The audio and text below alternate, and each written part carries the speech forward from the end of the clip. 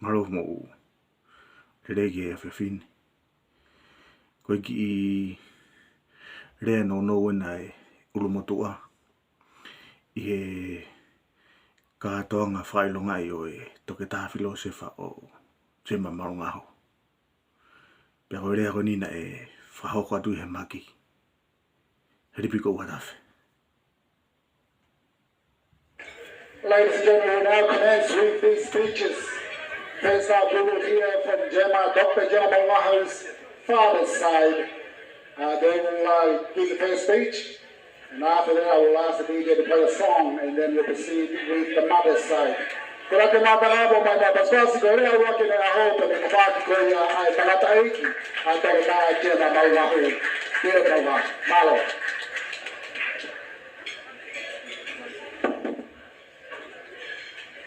Tapu mo afio tato tapio tawahau.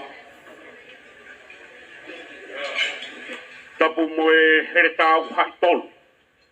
Ukone katoi.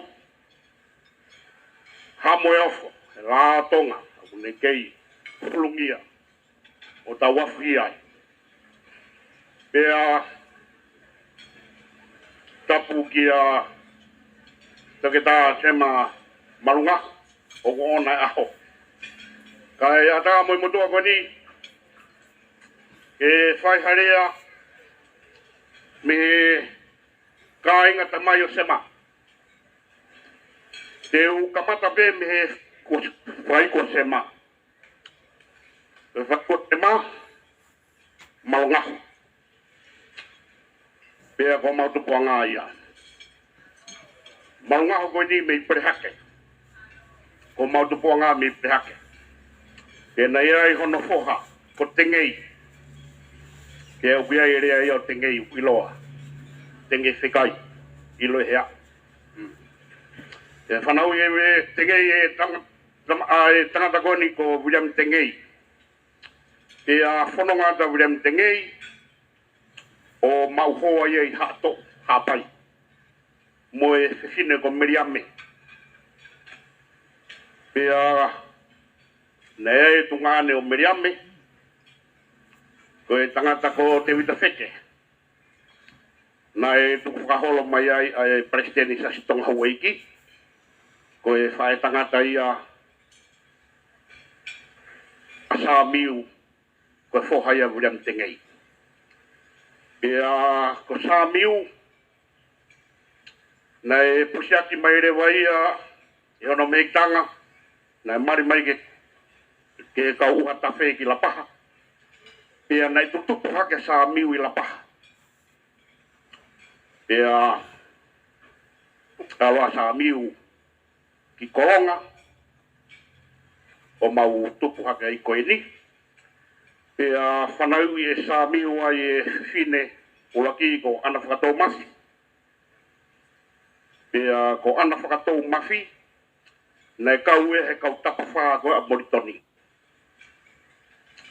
Pea hoko mai e whine ko lolohea ko whae ia atua lau pa kofe maa kulawe ilo i kutoa pe ia. Pea hoko mai e whine ko waiukiu ne Maria Momomot. Pea hoko ai a Filipo.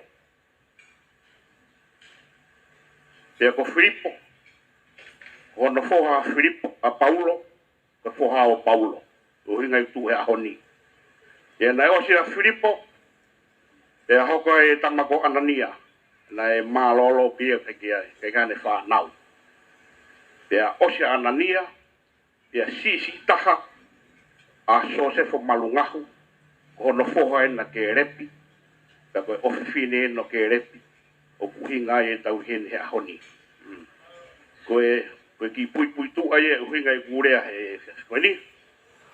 Pea o ko panatu ai ki he aluanga e kau misinare ki tonga. Pea ne na oange ai moe whakakau koe ni koe ai e mea koe whakaiku. Ko no uhinga ia ko tau ai e koe whakaiku koe oange moe kau misinare pālangi. Pe ko hinga e fe toke ke aki ai ko ko tau nga he whakaiku he ko mea muria ne wange ko ia. Pe ne wange ka misinare pe whakaukau e ka misinare o kai ka harea whiunga ke nau ngawe aki pe nau ngawe aki pe fo irea ko ni misa. Misa lore, misa to masi. Ka toa e kau holonga ki muange ko kau whaife kau. Ne nau ngawe ake misa. Pe a whiunga e mo ia uange e tangata whaife kau e taha. Ko no hingoa ko kākire. Aronga kākire, pe whaire wa sio repa ke hanga e tunofo. Pe sio kākire, o kuikai whiunga e rea koni koe misa mo ki tautoro. Whaitohi rewa kākire ki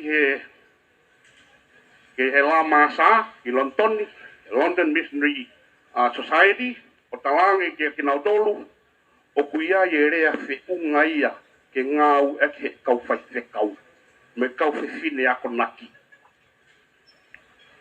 Pia tawangi rewa e kākire, koe rea koe ni, rea whaka ofa au pitipit o whonua. Pia kono ngata anga ia koe kau misa, na ngata ia misa tō masi. Pe he e kākire, koe rea koe ke oange ma e kau tangata iki whaifekau. Oange whuirea koe tangata iki. E oange ki he kau whiwhine ako naki, whiwhine iki. Te peherewa mi Lontoni, ngata pia mo tau misa peka, kone osi ko ia. Te whoki rewa e kau whaifekau kai ke toi misa.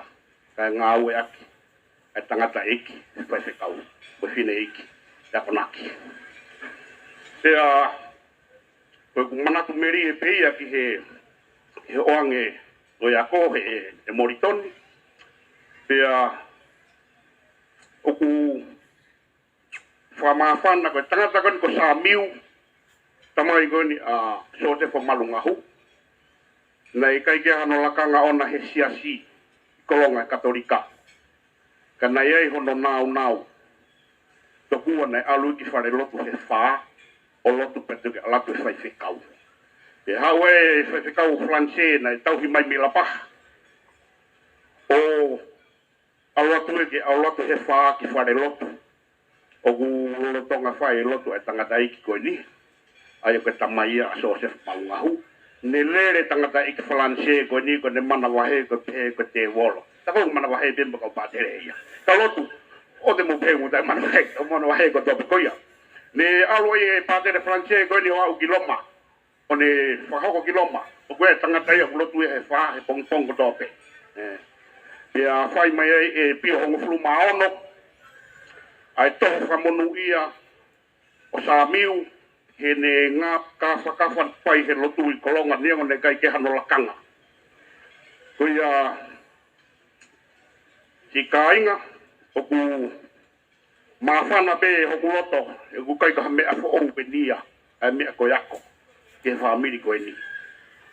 Neonga pe ku fiefia ko te tāla lākua ka nai tanu pou pe mei mua he fuafua. Tuo whiwhine ko sa o Joseph. Whiwhine ko ana whakatau mati. Pea ko whetok mai hakupu i rea whakaosi mi he ngahi tukutuku lau mea ne whai he Moritoni he ne alanga mo ne ako. O ku whaui he whahanga he kaupunaki takolahi o whamoi mano aki e nau hiwa. Ai o ku pehe ana whawhanga tahe. Koe lau ia e kaupunake. Ka koe lau koe Moritoni ki hea koe taha mo e taha o te tau i ki he ua. Te kai ke tu e ansai mui, kai tu e ana whawha, e ko no hinga, ai anai whakotu ke whakamoni. Koe taha mo e taha o ua. Te koe ai koe ni aun e tumu e ako, ke Toketa Gemma Malungahu, te moni lau e punake, ana whawha ngatahe. Tua watu, le wapananga. Mahalo abito.